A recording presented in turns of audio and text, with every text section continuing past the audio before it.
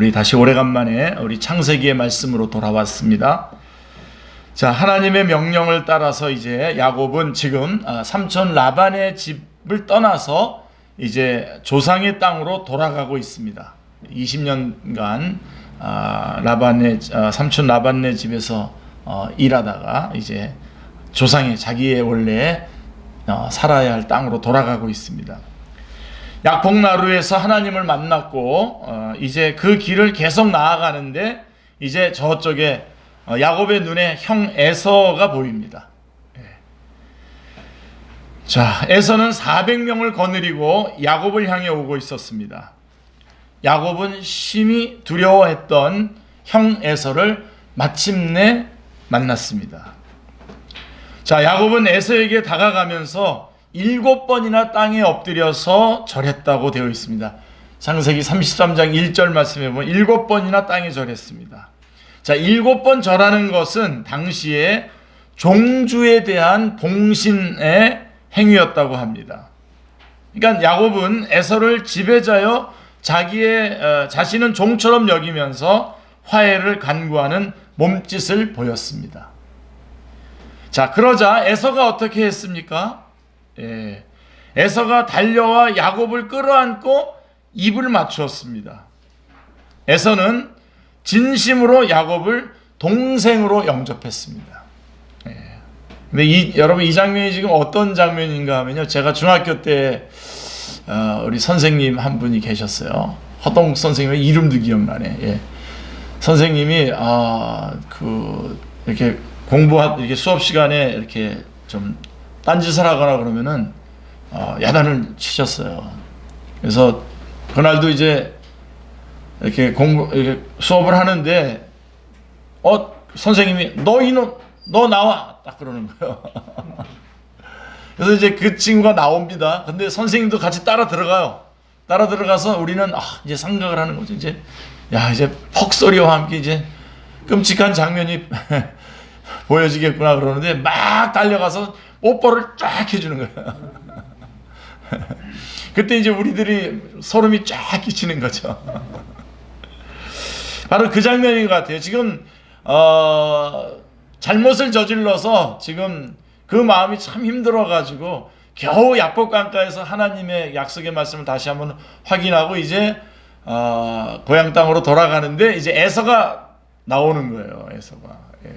장자권도 뺏었죠. 그 축복도 다 뺏었던 그 에서가 오는데 그렇게 근데 에서는 어떻게 했습니까? 가서 동생을 끌어안았습니다.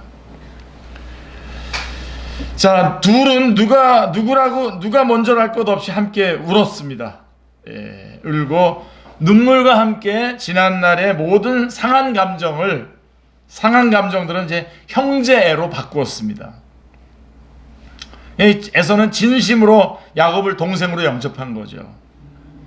자신을 끌어안고 눈물을 흘리고 있는 이 형 에서를 보면서 야곱이 무슨 생각을 했을까요?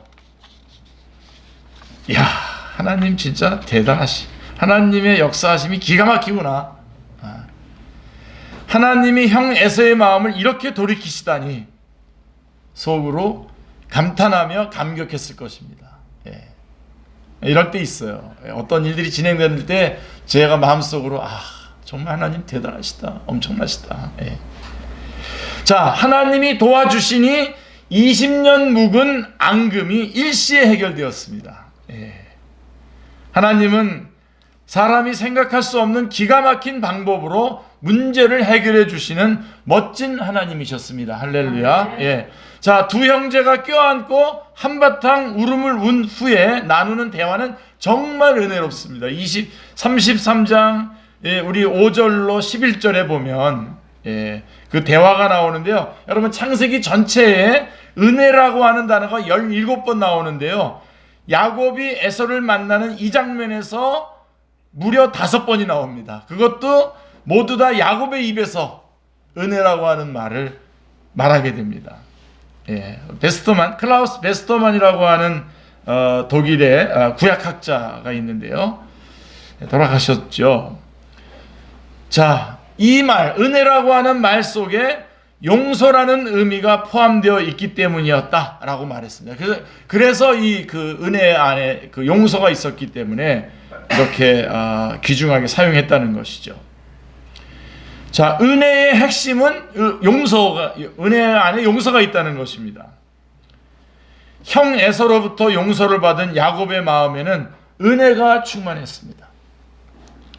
형님이 저를 받아주시다. 창세기 33장 10절에 보면 형님이 저를 받아주시니 마치 하나님 얼굴을 뵙는 듯합니다 라고 쉬운 성경입니다. 형님이 저를 받아주시니 마치 하나님 얼굴을 뵙는 듯합니다 라고 야곱이 말합니다. 자, 형 에서의 용서는 하나님께서 이루신 역사였습니다. 아멘입니다. 도저히 해결될 수 없는 것 같았던 에서와의 관계가 은혜로 해결되었습니다. 여러분 오늘 이 말씀 꼭 붙잡으세요. 우리 인간관계 이런 것들 참 여러분 오래전에 웃겼던 개그가 있죠. 우리 대진 형제님은 알지도 모르겠는데, 자, 이런 개그입니다. 세상에서 제일 어려운 일은? 하고 이제 물어봅니다. 그러면 뭐라고 대답하냐면 대머리에 핀 꽂기. 그리고 그 다음에 또 물어봐요.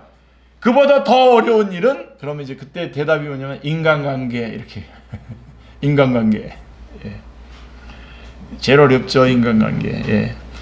야곱과 에서의 관계처럼 우리가 세상을 살아가면서 내 죄 때문에 혹은 상대방의 죄 때문에 꼬이고 꼬인 인간관계 속에서 고통할 때가 있습니다.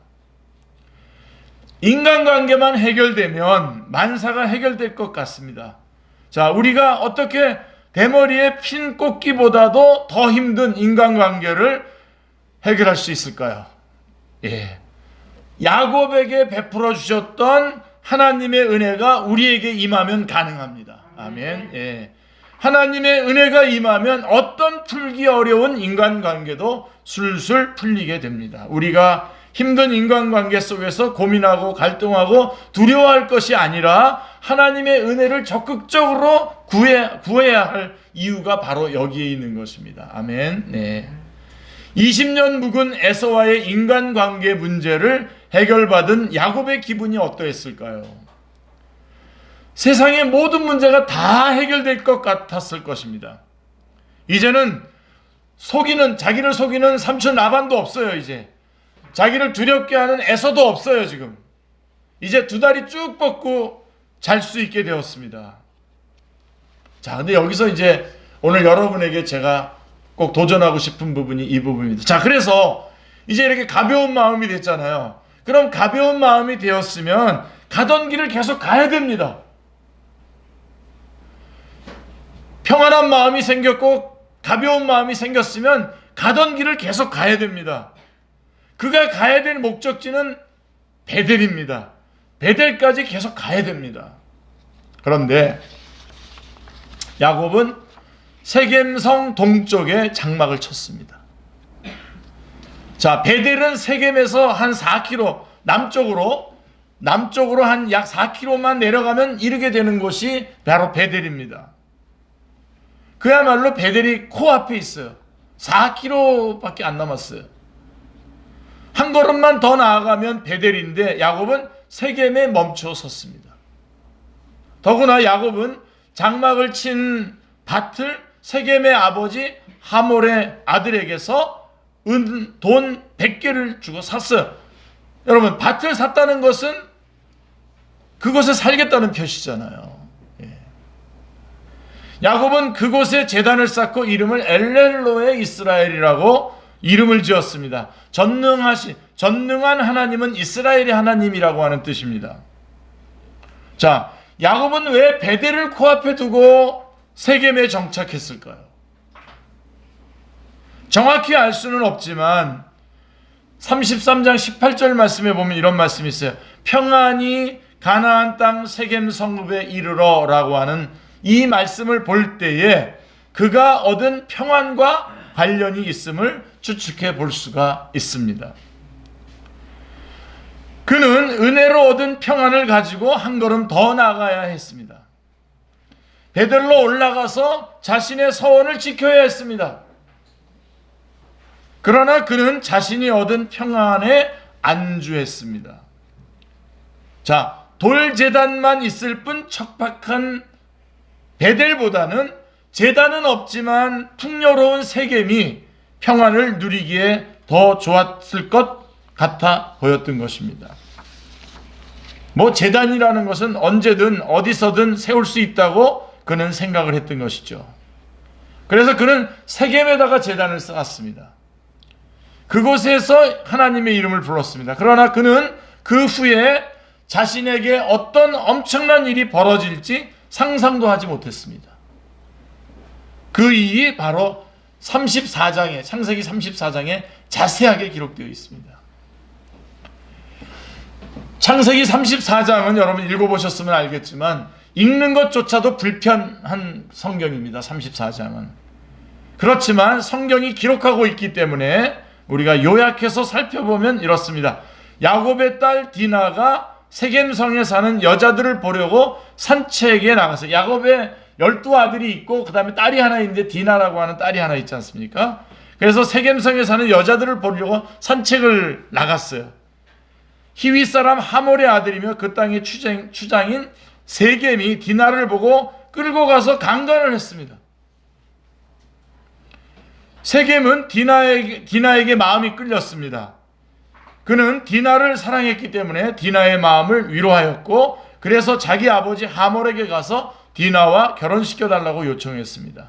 자, 야곱은 디나가 당한 일을 듣게 되었는데요. 그러나 들에서 가축대를 치고 있었던 아들들이 돌아올 때까지 아무 말도 하지 않았습니다. 그때에 야곱의 아들들도 디나의 소식을 듣고는 집으로 돌아왔습니다. 그들은 디나가 더럽힘을 당했다는 소식을 듣고 괴로워서 분노했습니다. 자, 그들은 세겜이 야곱의 딸에게 해서는 안 될 짓을 하여서 이스라엘 사람을 부끄럽게 만들었다고 생각했습니다. 하몰과 세겜이 야곱의 아들들을 찾아왔습니다. 자, 세겜이 디나와 결혼할 수 있게 해달라고 간청을 했습니다. 그 간청은 진정성이 있었습니다. 정말 그러고 싶었던 것 같아요. 그러나 야곱의 아들들은 어땠습니까? 야곱의 아들들은 그들을 속이기 위해서 거짓으로 대답을 합니다. 세겜성 사람들이 다 할례를 받으면 그 청을 들어주겠다고 거짓말을 합니다. 하몰과 세겜은 이제 성 사람들을 가서 이제 설득을 합니다. 근데 뭐 설득을 할 때 거짓말로 설득을 하죠. 그들은 세겜이 디나를 사랑해서 결혼한다고 말하지 않았습니다. 그런 게 말한 게 아니라 대신에 그들과 통혼을 하게 되면 세겜성 사람들이 야곱과 그 아들들이 가지고 있는 가축대와 재산을 차지하게 될 것이라고 말하면서 우리 다 할례를 받자. 이제 이렇게 된 겁니다. 그래서 이제 세겜성 사람들이 하몰과 세겜의 말을 다 따랐어요. 다 할례를 받았습니다. 요즘으로 말하면 이제 포경수술 같은 겁니다. 자, 그들이 할례를 받고 몸이 아직 아플 때에 디나의 오빠들 가운데 특별히 디나랑 같은 엄마의 오빠들, 그 중에서 시므온과 레위가 칼을 들고 벼랑간 그 성을 공격해서 그 성 안의 남자들을 모조리 죽입니다. 그리고 다른 엄마의 아들들은 그렇게 죽이고 있는 동안에 집집마다 들어가서 사람들 사이를 다니면서 성 안에 있는 것들을 노략질을 합니다. 엄청난 살육과 노략질이 자행되었습니다. 자, 이제 여러분, 야곱은 이 소식을 들어요. 나중에 들으면서 두려워지게 됐죠. 왜 그러냐면 그 주변에 많은 그 지금 도륙을 당한 그 민족들하고 같은 민족들이 지금 살고 있지 않습니까? 이 소식을 가나안 사람들과 브리스 사람들이 알게 되면 수적으로 열세인 자신들이 위험해질 것이 뻔했기 때문입니다. 야곱은 상상조차 할 수 없었던 일이 눈앞에서 벌어져 어찌할 바를 몰랐습니다. 바로 이 부분입니다. 그래서 그는 엄청난 공경에 빠지게 됩니다. 야곱이 엄청난 공경에 빠지게 되고, 자, 그가 그렇게 큰 공경에 빠지게 된 직접적인 원인은 뭡니까? 통과해야 할 성인 세겜을 통과하지 않고 거기에 머물렀기 때문입니다. 그가 가야 될 목적지는 지금 세겜이 아니라 베델입니다. 베델. 베델로 갔으면 이런 일은 일어나지 않았을 것입니다. 그러나 이제는 돌이킬 수 없죠. 돌이킬 수 없게 되었습니다. 가나안 사람들이 쳐들어온다면 야곱과 그 아들들, 그에게 속한 모든 것들은 세겜성 사람들보다 더 비참한 운명을 맞이하게 될 것이 뻔합니다. 예. 자, 여러분, 읽기조차 불편한 이 성경의 창세기 34장을 하나님께서 우리에게 주셨는데 이 34장은 우리에게 어떤 교훈을 줄까요? 자, 이 34장 이야기를 통해서 하나님께서 우리에게 주시고자 하시는 메시지가 무엇일까요? 예. 자, 우리가 인생을 살다 보면 어려운 일을 많이 만납니다. 세상 사람들이 안 좋은 일이라고 하고 어려운 일이라고 표현하는 이 일을 우리는 고난이라고 표현합니다. 인생을 사는 중에 우리는 여러 가지 고난을 만납니다. 그 고난은 고통, 괴로움이기도 합니다. 고난이 닥쳤을 때 우리는 생각합니다. 왜 나에게 이런 고난이 왔지? 우리는 고난을 만날 때마다 분별을 잘할 필요가 있습니다. 우리에게 임하는 고난은 두 가지 이유 때문에 주어지기 때문입니다. 그래서 여러분 잘 보셔야 됩니다. 그래서 하나는 우리가 뭔가 잘못을 해서 그 잘못한 것으로 인해서 고난을 당할 수 있습니다. 우리가 잘못한 것 때문에 고난을 당할 수 있습니다. 그리고 또 다른 하나는 우리가 잘못한 것이 없는데도 하나님께서 우리를 단련시키고 존귀케 하기 위해서 고난을 허락하시는 경우입니다.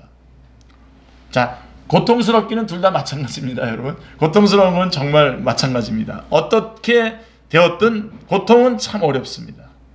그러나 이 둘은 서로 전혀 다른 고난입니다. 그렇지만 우리에게 고통을 준다는 점에서는 동일합니다. 힘듭니다. 예. 그러므로 우리는 이 둘을 잘 분별해야 됩니다. 잘 분별하셔야 됩니다. 왜냐하면 이 둘을 분별하지 못하면 고난에 대한 대응의 문제가 생기기 때문에 그렇습니다.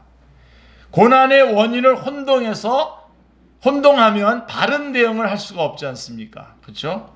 고난의 원인이 죄라면, 죄 때문에 고난이 온 것이라면 즉각 회개해야 됩니다. 회개하면 그 고난은 즉시 끝납니다. 그런데 만일 그 고난이 우리를 연단하여 영광스럽게 하기 위해서 하나님께서 허락한 것이라면 그 고난을 피하려 하거나 그 고난을 감하려고 하지 말고 그 고난을 참고 잘 인내하며 받아야 합니다. 그 고난 저 너머에 있는 영광을 바라보면서 고난 중에도 참고 즐거워해야 합니다. 그렇죠? 로마서 5장 3절에 보면 우리가 환난 중에도 즐거워하나니 이는 환난은 인내를, 인내는 연단을, 연단은 소망을 이루는 줄 알미로라, 이런 말씀이 있지 않습니까? 예. 자, 그런데 고난을 분별하지 못하면 반대로 대응하게 되는 안타까운 일이 벌어지죠. 제가 예를 한번 들어볼게요. 예. 이런 과정을 거치셨던 분들 좀 지금 와서 회개하라고 그러긴 좀 그렇고 자, 교회에 나오는 학생이 집에서 매일 늦잠만 잡니다. 그리고 깨어있을 때는 맨날 게임만 합니다. 예. 그러니까 그 부모님이 뭐라고 하냐면 이렇게 얘기해요. 야, 너 교회 가지 마. 너 교회 다닌다면서 교회 가지 마. 그딴 식으로 하려면 교회 가지 마. 라고 이렇게 말합니다. 그런데 이 학생이 내가 교회를 다녀서 이 고난을 당하고 있다고 생각하면서 목사님 기도 좀 해주세요. 우리 부모님들의 마음이 변하게 기도 좀 해주세요. 라고 이렇게 말한다면 얼마나 황당한 일이겠습니까? 그렇죠? 예. 자, 여러분, 하지만 다윗은 어떻습니까? 다윗은 사울에게 10년 동안이나 쫓겨다니며 고난당한 일은 다윗의 죄 때문이 아니었죠. 예. 다윗을 연단해서 이스라엘의 왕으로 세우시기 위해서 하나님께서 허락하신 고난이었습니다. 다윗은 그 고난을 잘 인내하고 견디며 참았습니다. 자, 야곱이 당한 이 34장, 창세기 34장의 일은 앞에서 언급한 이 둘 중에 어떤 고난이라고 할 수 있겠습니까? 첫 번째 해당하는 자기 죄 때문에, 자기가 잘못한 것 때문에 당하는 고난입니다. 그렇죠? 야곱은 하나님께로부터 이런 말씀을 받았습니다. 창세기 31장 13절에 보면요. 나는 베델의 하나님이라. 나는 베델의 하나님이라. 내가 거기서 기둥에 기름을 붓고 거기서 내게 서원하였으니 지금 일어나 그곳을 떠나서 내 출생지로 돌아가라 하셨느니라 라고 말씀하고 있습니다. 주님께서 베델로 돌아가라고, 너가 베델에서 서원했지 않냐, 베델로 돌아가라고 말씀하고 있습니다. 그리고 창세기 35장 1절에서도 하나님은 말씀하십니다. 일어나 베델로 올라가서 거기 거주하며 내가 내 형 에서의 낯을 피하여 도망하던 때에 내게 나타났던 하나님께 거기서 제단을 쌓으라 라고 말씀하고 있습니다. 이 말씀들을 볼 때에 야곱은 하나님과의 맹세를 저버렸습니다.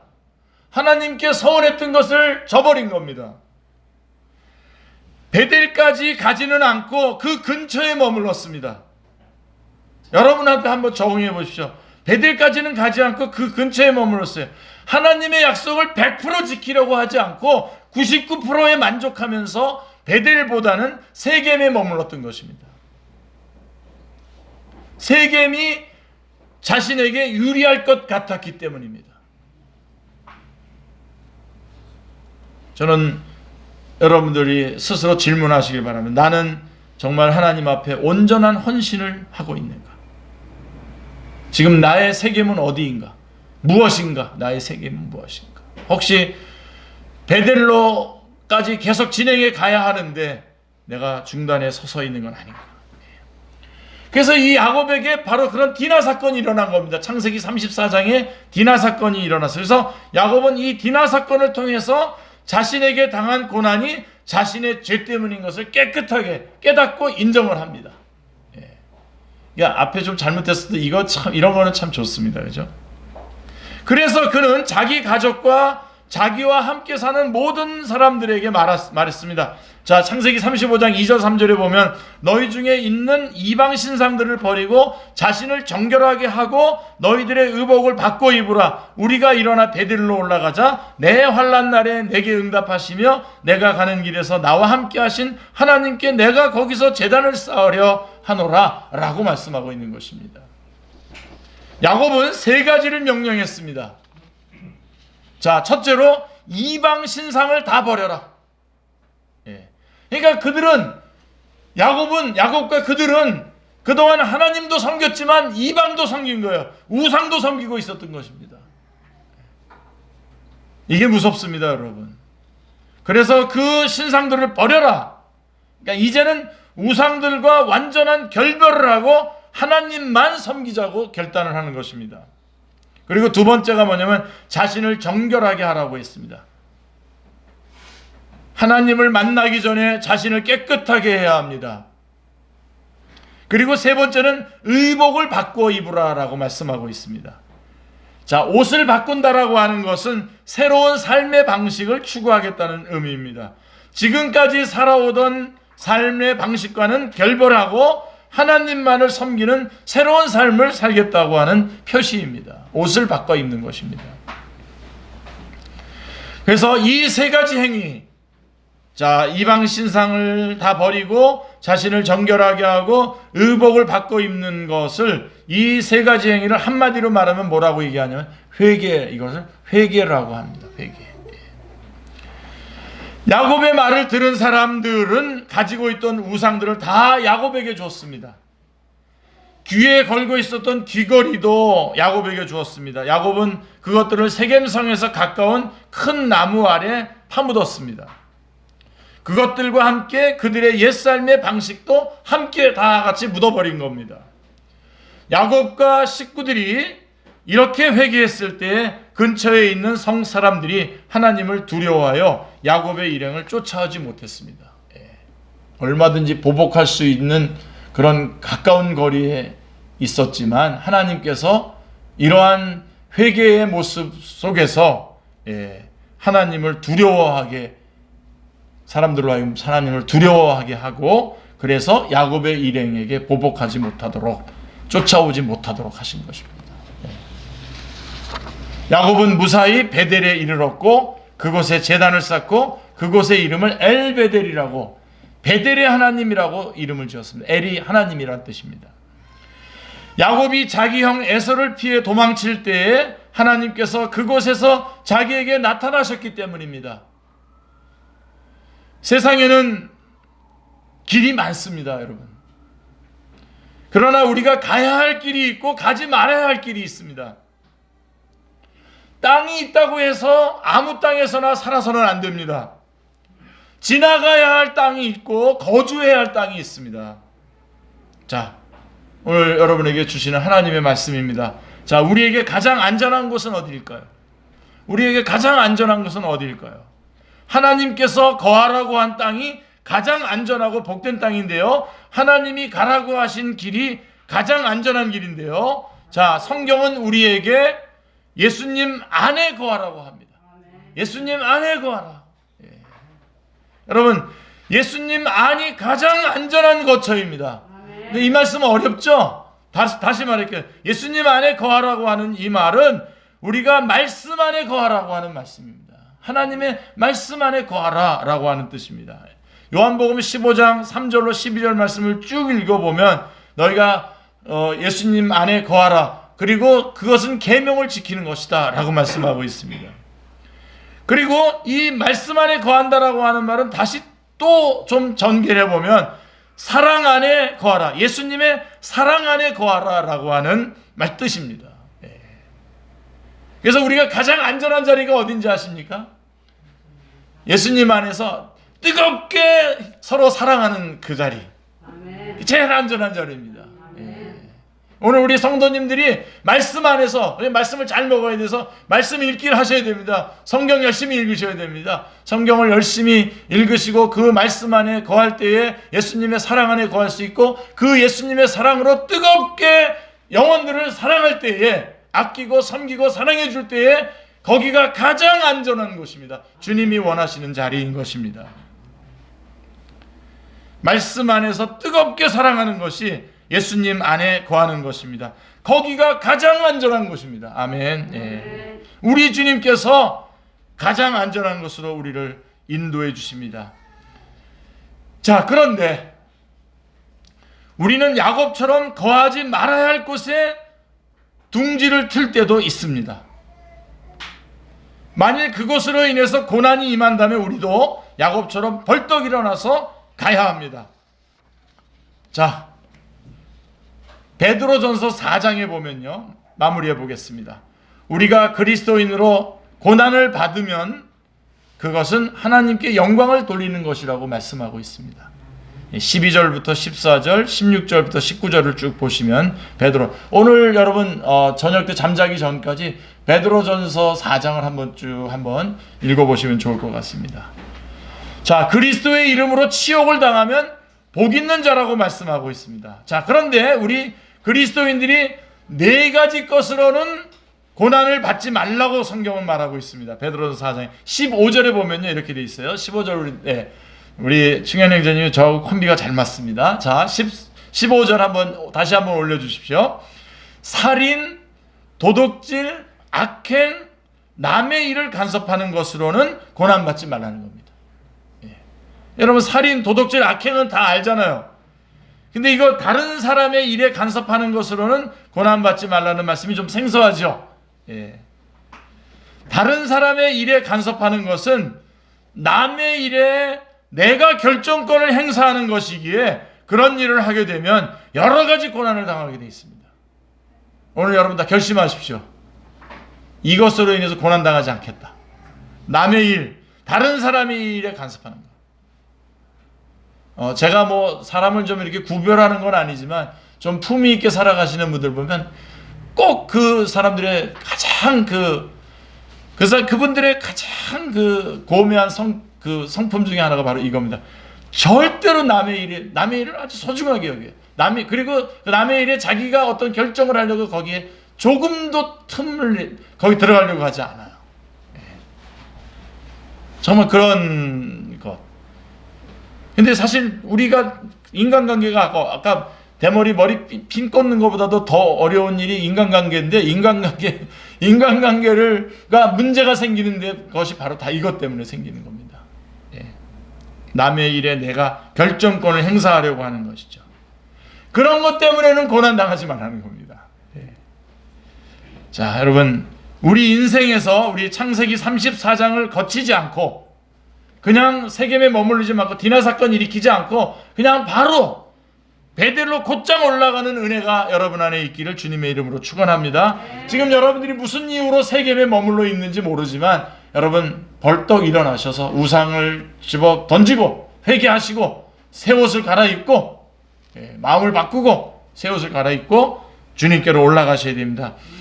주님께서 가라고 하신 길로 가고 주님께서 거하라고 하는 곳에만 거하면 그렇게 될 수 있습니다.